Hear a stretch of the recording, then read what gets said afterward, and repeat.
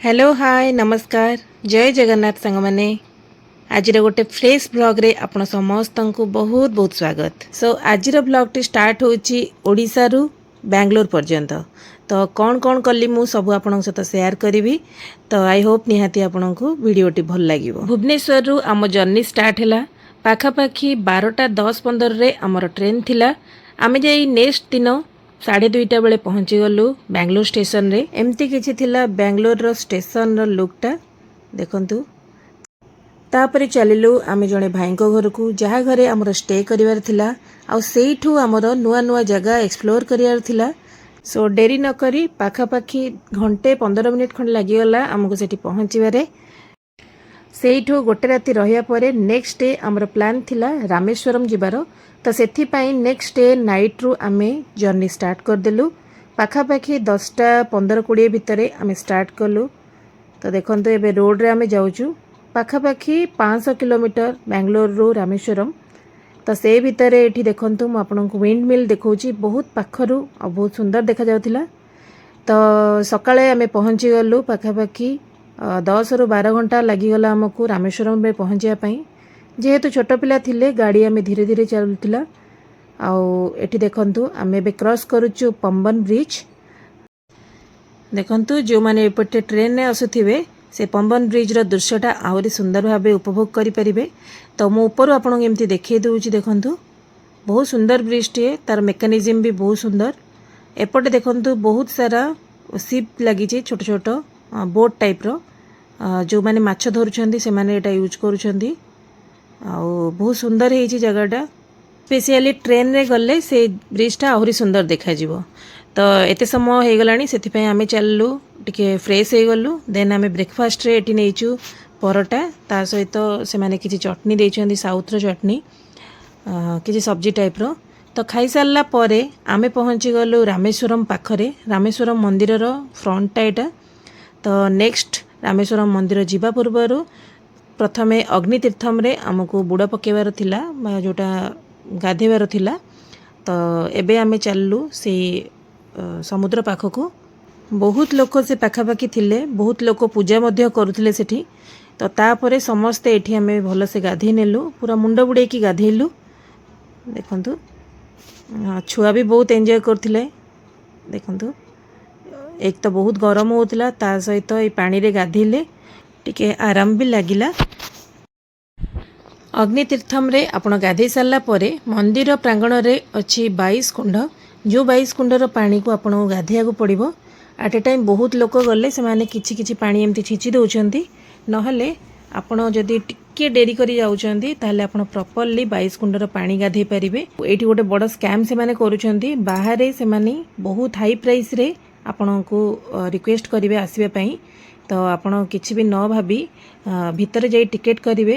जण को 25 टंका टिकेट पड़ुची। तो आपण जाई 22 कुंड रे प्रॉपर्ली गाधे परिबे। देखंतु एक्चुअली आमे जानि नथिलु किंतु पछरे से हमको मना कले एठी वीडियो नबा पई। तो गाधी सारला परे तुरंत पळेबे निजर होटल को जोठी आपण फ्रेश हे परिबे कारण पानी पूरा लुणिया पानी। तो आपण को निजे गुटी फ्रेश होबा को पड़िबो। मंदिर भितरे आपण एई भली ओदा ड्रेस रे जाई परिबेनी। सेथिपई फर्स्ट आपण को निजर कॉस्ट्यूम चेंज करिया को पड़िबो। आपण मंदिर पाखापाखि मध्य चेंज करि परिबे किंतु सेठी सेते सुइटेबल प्लेस नाही।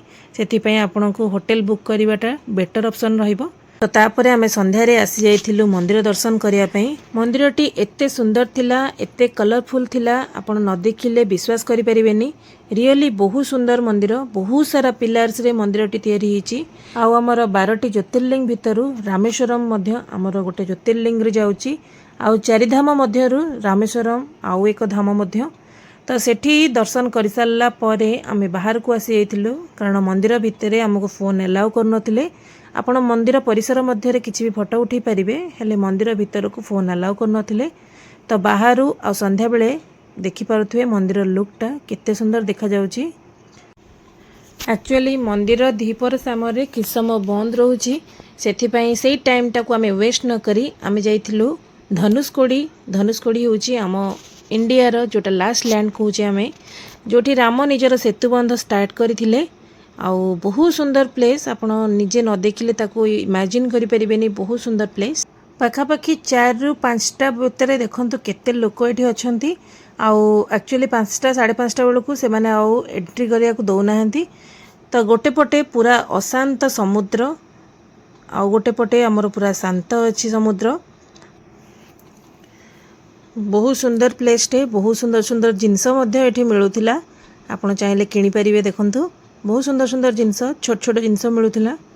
तो एठी आमे पाखापाखि 1.5 घंटा स्पेंड कर सारला परे आमे रिटर्न करथिलु रामेश्वरम मंदिर। तो एठी किछि खाइबा जिनस मिलुथिला जेमति कि आपनको कच्ची केरी जोटा मिलुची आउ ता सहित किछि फ्रूट्स वगैरह मिलुची। तो एटा होची लुक होची आपनकर धनुषकोडी रो देखंतु गोटे पटे शांत समुद्र आउ गोटे पटे समुद्र पूरा अशांत।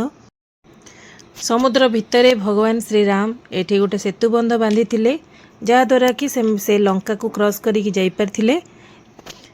एपटू पाखापाखि 25 ରୁ 30 किलोमीटर परे समुद्र क्रॉस करी देखा जाउची हमर श्रीलंका। एक्चुअली सब बेले सेमती हमको क्लियरली जाना पड़िबनी बट अप्रोक्सीमेटली आपण जानि परिबे जे सेठू श्रीलंकार डिस्टेंस पाखापाखि 25 ରୁ 30 किलोमीटर रही जिवो। तो जदि आपण रामेश्वरम प्लान करछंदी तो पाखापाखि आपण केवल रामेश्वरम भितरे बुलिया पई 2 ରୁ 3 दिन समय नेबे। 2-3 दिन भितरे जिते भी प्लेस अछि आपण प्रॉपर्ली देखि परिबे। बहुत सुंदर सुंदर जगह आउ आमे समस्ते बहुत एंजॉय कलु। आई होप वीडियोटी आपनको भल लागिथिबो। भल लागिथिले गोटे लाइक शेयर कर देबे। चैनल नुआ थिले निहाती सब्सक्राइब कर नेबे आउ निहाती वेट करिवे मोर पार्ट 2 वीडियो पई। पार्ट 2 रे आमे रामेश्वरम रे आउ को जगह बुलिलु ता आपनको सहित निहाती मु शेयर करिवि। Thanks for watching. जय जगन्नाथ, जय श्री राम।